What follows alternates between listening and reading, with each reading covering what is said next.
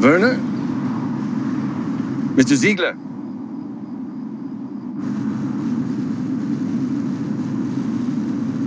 Michael, is that you? Hey, what is up?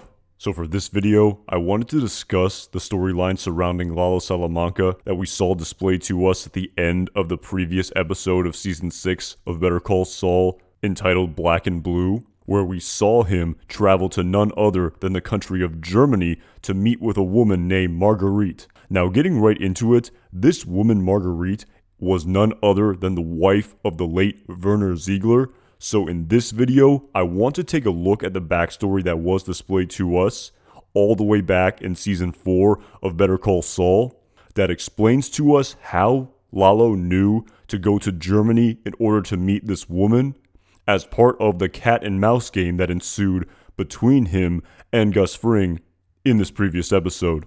Okay, so following Lalo Salamanca's entry into the storyline of Better Call Saul at the end of the episode entitled Cushada in Season 4, we then saw him have a conversation with his uncle Hector Salamanca at Casa Tranquila. And while this conversation did not occur on screen, it was then revealed to us over the remainder of this season that Lalo Salamanca was surveilling Gus Fring's operation at the hands of his uncle Hector Salamanca in order to attempt to undermine his standing within the cartel. This then led Lalo to tailing none other than Mike Ehrmantraut. But of course, following Mike being able to throw Lalo's tail, Lalo then went to the travel wire, the last location that he saw Mike Ehrmantraut at, which then led to him killing the employee there, Fred Whalen, in order to discover the information that he told to Mike. Now, interestingly, as part of this scene, we did see this close-up shot here of this money order that was received by Werner Ziegler. And again, in order for us to understand how Werner specifically fits into the storyline, we then need to take a look at the final conversation that Lalo Salamanca had with Werner Ziegler that occurred after Lalo burned down the travel wire. Is this Werner? Yes. Who is this? I'm calling on behalf of Gustavo Fring. Is Mr. Fring very upset? What do you think? Please let him know the work will continue. Did Michael show him my letter? I explained everything. And so, after listening to this conversation, we then saw Lalo able to manipulate Werner into telling him his association to Gus Fring in an attempt for him to disclose the information to him that Gus was trying to withhold from Hector as well as the rest of the cartel. Michael's very busy and he asked me to speak with you. Do you remember what your instructions were? Certainly. They are to finish clearing the debris, then begin the south wall. That's the south wall? We can hear that Werner told Lalo some information about a construction project, but did not reveal very specific details about this project. So, this information here that this man Werner Ziegler was working for Gus Fring on an unknown construction project is what apparently Lalo was referring to when he then spoke to Hector Salamanca following him faking his own death during the premiere of Season 6 of Better Call Saul in the episode entitled Wine and Roses, where following him telling Hector that he was going to go after Gus and kill him in retribution for the hit he planned on Lalo's hacienda, Hector then informed him that he could not do so without proof. And while Lalo said that he did not have any concrete proof, no pun intended, in respect to Gus Fring's actions against the cartel, following some introspection here during this phone call with his uncle Hector, he then says to him that there is proof and that he knows where to find it. This was then, of course, followed by a 3-episode absence of Lalo Salamanca, where fans of the show were left wondering where his character could be.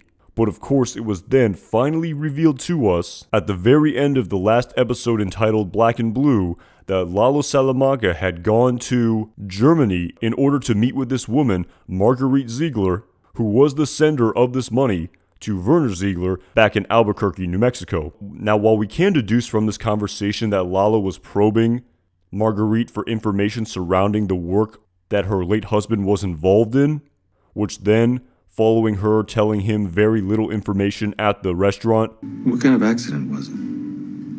Cave-in. Cave-in? He was able to save his men. He got them out, but then the structure collapsed. And what about your husband's men? But I never even met them. What do you mean, not even at the funeral?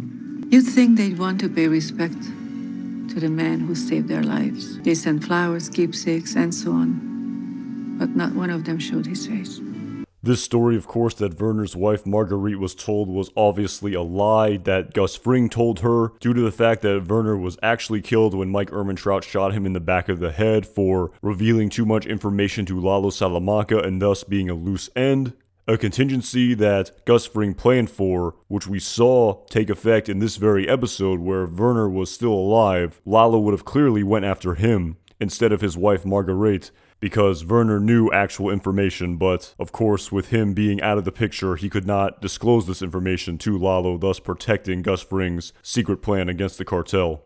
So then, following this conversation, we then see Lalo go home with Marguerite Ziegler after making quite an impression on her and apparently wooing her, and thus finding out where she lives. Of course, not inviting Lalo in here, despite the fact she has feelings for him due to the fact that she still has feelings for her late husband Werner. But of course, then following this, the next morning following Marguerite going to work, he then took it on his own accord to go into her house and look for information. But before we get to the final scene here in this episode, I first want to take a look at this close-up shot of this money order that we saw in the episode entitled Winner in Season 4 of Better Call Saul, which can clearly display to us right here the name Marguerite Ziegler, which would make Lalo able to know what person to attempt to find in the country of Germany. And while we can't see the information here because it is out of frame, we do see that on this piece of paper it says originating country, which likely of course says Germany,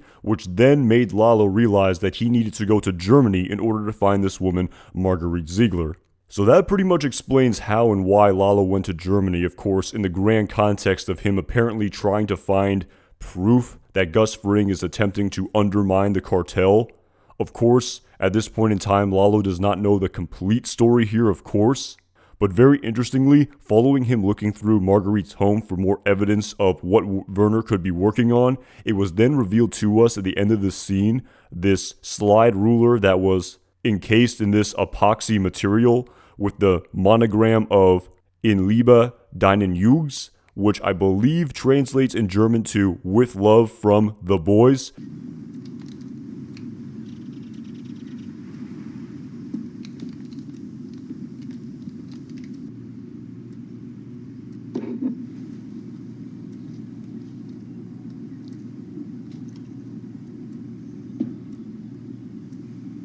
And of course, if we go back to the conversation that Marguerite had with Lalo in the restaurant, she spoke about his construction crew who worked for Werner. So in my humble opinion, with this trail going cold here in respect to Marguerite's knowledge of Werner's activities, I think the very next step in Lalo Salamanca's hunt for information in respect to Gus Fring's undermining of the cartel will now be to go after these Jungs, aka boys, the workers who were working for Werner Ziegler in the plot of Better Call Saul in Season 4. So I think it's very likely that some, if not all of these characters could come back in the fold in the remaining 8 episodes of Season 6 of Better Call Saul. And quickly, just in respect to that, I have heard a lot of people surmise that due to the fact that the name Kai was mentioned to Lalo by Werner during his conversation that I displayed earlier in this video. The south wall, yes. The concrete is standing by, they can stop pouring. It's very straightforward. Kai will not... The concrete... I'm sorry, I didn't get that last part. Could you repeat that? Werner? It's very likely that this worker Kai could be a crucial part of the storyline moving forward in the next episode of Season 6 of Better Call Saul, despite the fact that Lalo said he did not quite catch that last part when Kai's name was mentioned. So I will be very interested to see how this will impact the storyline of the next episode moving forward in the series. Of course, it should also be pointed out that during this conversation that Lalo also heard the name Michael, and of course Lalo met this mysterious Michael back in Season 5 of Better Call Saul in the episode entitled Magic Man. And not to go off too much on a tangent here, but Mike's relationship to Gus Fring in respect to the perception of the Salamanca family and the cartel is actually an extremely critical plot detail in respect to this storyline moving forward in the plot of Season 6 of Better Call Saul. So while I definitely think it is possible that Lalo Salamanca could also go after this mysterious Michael as well, who he of course met and I guess thinks at this point in time is just a construction worker, you do wonder why he didn't try to go after him as opposed to Marguerite Ziegler, but I think that's more of a discussion for a different video that I may discuss in an upcoming live stream for sure. And finally, in conclusion, I just wanted to quickly shout out the commenter Ronald Nass Jr. Again, I apologize if I mispronounced that name, but what he said here in this comment I think is spot on. Where following Gus Fring mentioning the spice curls to a customer, this then made him think about the Germans who were working in the super lab due to the fact that he mentioned these spice curls to Peter Schuler, who was German in Houston, Texas, back in Season 5 of Better Call Saul in the episode entitled JMM. And it really made him realize that Lalo Salamanca was likely going after proof of this super lab as a means of Gus Fring attempting to undermine the cartel, which is why this caused him to panic here at Los Pollos Hermanos, where he then took, later in this episode, Mike Ehrmantraut to the super lab to discuss the security of this underground structure, which on top of this, he then left his gun in his ankle holster in this machine here in the super lab. And again, with the premise of Chekhov's gun being used over the course of Breaking Bad for sure, you would imagine that this gun here that Gus Fring placed in the wheel of this machine is going to be quite significant to the story in the remaining 8 episodes of the series for sure, because why else then would the creators display this scene to us? So just unbelievable writing here, and I really appreciate this comment for pointing this out to me because I definitely missed this at the time too, so really appreciate it for sure.